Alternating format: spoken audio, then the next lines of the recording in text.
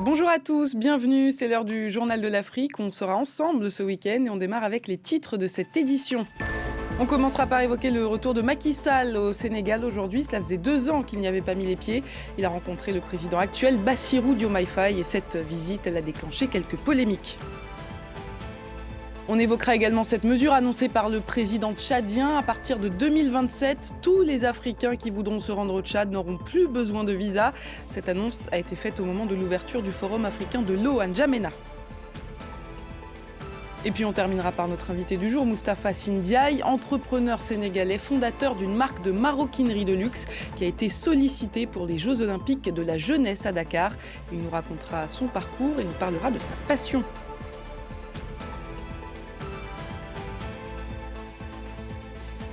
2 ans d'absence et un retour qui suscite beaucoup de réactions. Ce retour, c'est celui de Macky Sall au Sénégal. Une visite de quelques heures seulement. L'ex-chef de l'État a rencontré son successeur Bassirou Diomaye Faye dans un contexte politique marqué par des tensions. Écoutez notre correspondant à Dakar, Elimane Daou. C'est une foule en liesse qui a accueilli l'ancien président de la République, Macky Sall, devant l'aéroport militaire Léopold Sédar Senghor. Macky Sall s'est même offert un bain de foule devant des partisans euphoriques. L'ancien président sénégalais est en lice pour le poste de secrétaire général des Nations Unies. Il va être reçu par le président Bassirou Diomaye Faye pour discuter justement de cette candidature. Je vous propose d'écouter les partisans de l'ancien président sénégalais, très heureux de ce retour au pays de Macky Sall. Je suis personne handicapée, mais j'ai fait tout pour venir, avec toutes mes amies. On est toutes là pour le président Macky Sall. Au regard de la foule qui est là, nous voyons que le Sénégal est prêt à le soutenir. Macky Sall est le meilleur pour le Sénégal. Pour être le secrétaire général de l'ONU, il est le seul qui est en mesure de changer cette structure-là. Ce retour au pays de l'ancien président sénégalais ne fait pas l'unanimité, surtout chez les familles des victimes des événements politiques au Sénégal entre 2021 et 2024, des familles représentées par Amnesty International. Macky Sall, quand même, pendant ses 12 ans de pouvoir, n'a jamais voulu rencontrer un opposant politique sérieux. Tous les opposants sérieux, que ce soit Karim Wade, Khalifa Sall, Ousmane Sonko, il a utilisé les institutions de la République, en l'occurrence la justice, pour les éliminer. Cette volonté de ne jamais affronter des adversaires sérieux l'a poussé à instaurer un régime de terreur entre 2021 et 2024, qui s'est traduit par plus de 65 personnes tuées. Le futur secrétaire général des Nations Unies sera connu avant la fin de l'année 2026. L'ancien président sénégalais Macky Sall fera face à au moins 3 autres rivaux, tous issus de l'Amérique latine.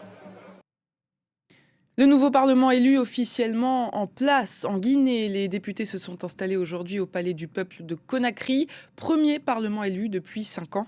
Et le coup d'État militaire. Écoutez les explications de notre correspondant sur place, Malik Diakité. Ils étaient 145 des 147 députés élus lors des élections législatives du 31 mai dernier à répondre présents ce vendredi au Palais du Peuple de Conakry. Au cours de cette cérémonie, une seule candidature a été enregistrée pour le poste de président de l'Assemblée nationale, celle de l'ancien président du Conseil national de la transition, l'organe qui faisait office de Parlement. Sans adversaire, Dansa Kourouma a été élu avec 129 voix sur 147 votants. Il dirige désormais la nouvelle Assemblée nationale pour un mandat de 5 ans. À noter que ces élections législatives se sont tenues sans la participation des principaux partis d'opposition qui avaient appelé au boycott du scrutin. Avec 127 sièges sur 147, le président guinéen Mamadi Doumbouya dispose d'une très large majorité au sein de l'hémicycle, lui permettant de contrôler largement les travaux de la nouvelle Assemblée nationale guinéenne. Une mesure à forte portée politique, celle annoncée par le président tchadien. Le Tchad n'appliquera plus de procédure de visa aux étrangers africains qui souhaitent entrer dans le pays. Ce sera mis en place dès 2027 et ça réjouit l'opinion publique. Écoutez notre correspondant à N'Djamena, Harold Girard. C'est à la fin de son discours d'ouverture au Forum africain de l'eau organisé ici à N'Djamena que le président tchadien Mahamat Idriss Déby Itno annonce la nouvelle par ces quelques mots. Je voudrais vous annoncer que le Tchad, pays de Toumaï, berceau de l'humanité, ouvre cette frontière et supprime le visa d'entrée pour tous les Africains. Une décision qui a surpris par son timing. Le Tchad, qui a récemment mis en place un système d'e-visa, ouvrira donc bientôt ses portes aux ressortissants africains sans procédure. Le pays veut motiver la mobilité intra-africaine, mais aussi et surtout réduire au minimum les contraintes pour les investisseurs du continent qui souhaiteraient venir au Tchad. Une ambition qui s'accorde avec celle d'autres pays d'Afrique, comme le Togo, qui a fin mai décidé d'une mesure similaire. Le président tchadien, de son côté, souhaite que cette mesure, elle, soit mise en place dans son pays au 1er janvier 2027. Et on va terminer ce journal sur une note un petit peu plus légère. On va parler artisanat, maroquinerie et cuir avec notre invité du jour, Moustapha Sy Ndiaye, entrepreneur au Sénégal, fondateur de Maraz, une marque de luxe, et de M Academy, une initiative de formation au métier du cuir et de la mode. Et il a été sollicité avant les JO de la jeunesse à Dakar. Il est avec nous par Teams. Bonsoir Moustapha Sy Ndiaye, merci d'être avec nous. Est-ce que vous pourriez nous parler un petit peu de votre marque Maraz? Comment vous êtes lancé dans la maroquinerie de luxe? Bonsoir Cyrine, merci pour l'invitation. Alors Maraz, c'est une marque de haute maroquinerie qui est née à Dakar et qui est aujourd'hui établie entre Dakar, Abidjan et Kigali. La marque a été lancée en 2018. Pourquoi? Parce que pendant longtemps, l'Afrique a été connue pour ses matières premières. Mais aujourd'hui, nous, notre génération, veut qu'elle soit reconnue pour ses marques. Et Maraz est notre contribution à cette ambition. Nous voulons aujourd'hui démontrer qu'une marque africaine peut concevoir, fabriquer, industrialiser, commercialiser et exporter des produits premium qui répondent aux standards internationaux. Et c'est cela la vision de Maraz. Et en créant cette marque, vous vouliez vous adresser à qui?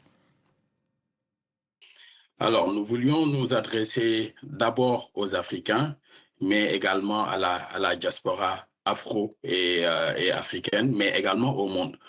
Aujourd'hui, l'Afrique a son mot à dire. Nous avons un luxe ancestral qui est là, que nous pouvons partager avec les autres. Nous avons un savoir-faire ancestral et nous voulons montrer également que nous avons la capacité de produire des objets qui racontent une histoire, des objets qui peuvent transcender le temps et qui aujourd'hui peuvent concurrencer les grandes marques. Au fil de votre parcours, vous avez aussi créé M Academy. Vous pourriez nous en parler? Quel impact elle a eu sur la jeunesse, cette initiative de formation? Tout à fait. Nous avons créé la M Academy parce que l'impact économique et social n'est pas juste un slogan au niveau de Maraz. C'est d'abord un business model, mais également c'est une responsabilité. Parce que pour nous, une marque de luxe africaine doit porter une certaine responsabilité, celle de la transmission, celle de la préservation du savoir-faire. Et c'est en ce sens que depuis 2020, nous avons formé plus de 1000 artisans, entrepreneurs entre la Mauritanie, le Sénégal, la Guinée-Conakry et Guadeloupe. Et notre objectif aujourd'hui, c'est au-delà de l'artisanat, c'est de former des créateurs, qu'ils puissent créer dans le sens du beau, qu'ils puissent créer de la valeur, mais également de la richesse. Et aujourd'hui, c'est ce que nous avons fait avec les artisans impactés de la Médina dans le cadre des JOJ. Nous les avons formés afin qu'ils puissent eux aussi participer à la fabrication et à la conception de gadgets dans le cadre des JOJ pour que les touristes qui viennent puissent en profiter, mais également qu'ils puissent voir leurs activités créatrices de revenus émerger et que leur travail puisse être impacté d'une manière ou d'une autre. Et en général, c'est quoi la suite pour ceux qui sortent de M Academy? Alors, la suite, c'est que certains sont recrutés directement au niveau de notre entreprise. Nous venons aujourd'hui de lancer une chaîne de production avec une capacité de 150 par jour, qui est capable de faire aujourd'hui des chaussures fermées, des sneakers. Et l'autre partie, c'est des entrepreneurs, des auto-entrepreneurs qui seront par la suite capables de lancer leur propre marque, d'être financés et nous les accompagnons, nous les mettons en relation avec des structures au niveau local qui accompagne les entrepreneurs, qui les finance, et le reste, ils sont à la disposition du marché pour les concurrents et les autres acteurs des industries culturelles et créatives globalement. Moustapha Sindiaye, vous voudriez dire quoi aux jeunes qui veulent se lancer dans l'artisanat au Sénégal? Quelles sont les clés de la réussite pour vous qui avez par exemple réussi à vous implanter en Côte d'Ivoire ou encore au Rwanda?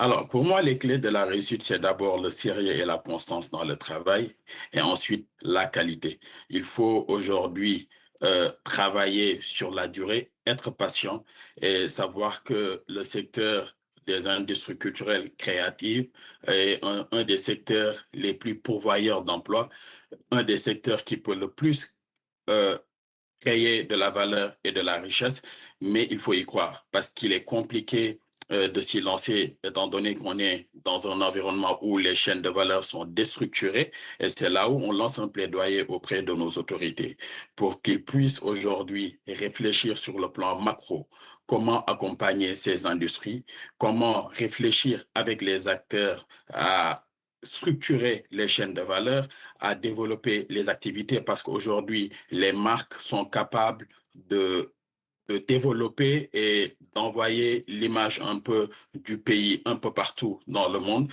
Et c'est dans ce sens que nous les invitons à travailler dessus avec nous pour que ce secteur-là puisse faire travailler les jeunes et leur donner un avenir beaucoup plus certain. Et voilà. En tout cas, votre travail à vous, il a été reconnu. Vous avez même été sollicité avant les Jeux Olympiques de la jeunesse à Dakar. Expliquez-nous un petit peu votre rôle là-dedans. Alors, notre rôle aujourd'hui, c'est d'apporter notre pierre à l'édifice. Nous avons signé un contrat de licensing avec le COJOJ et l'objectif, c'est de produire également des articles qui pourront être commercialisés et qui peuvent aujourd'hui montrer l'image du savoir-faire sénégalais.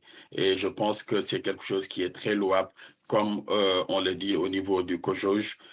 Dakar reçoit, l'Afrique célèbre. Il faut aujourd'hui que les artisans puissent montrer leur savoir-faire, montrer leur engagement et que également cette fête qui sera une première pour l'Afrique puisse profiter à ce secteur, mais également aux jeunes du pays. Merci beaucoup, Moustapha Sindiaye, d'avoir été avec nous. On vous souhaite évidemment le meilleur pour la suite. C'est moi qui vous remercie. Et c'est la fin de cette édition. Merci à vous de l'avoir suivi, chers téléspectateurs. À très vite sur France 24.